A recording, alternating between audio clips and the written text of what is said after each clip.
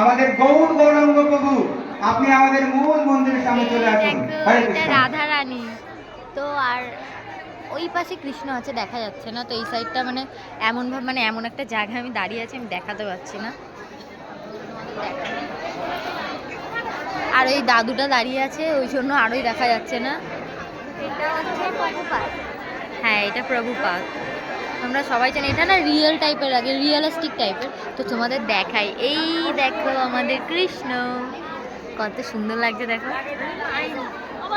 তো আজকেই অনুষ্ঠান শেষ। তো 1 মাস ধরে অনুষ্ঠান চলছিল, দামোদর উৎসব না কি একটা বেশ বলে, ওই মাস চলছিল, দামোদর উৎসব। হ্যাঁ, দামোদর উৎসব মাস। হ্যাঁ, পুরো মাস জুড়ে অনুষ্ঠান হয়েছে, 1 মাস ধরে। আর আজকেই হচ্ছে শেষ, কারণ আজকে রাস পূর্ণিমা।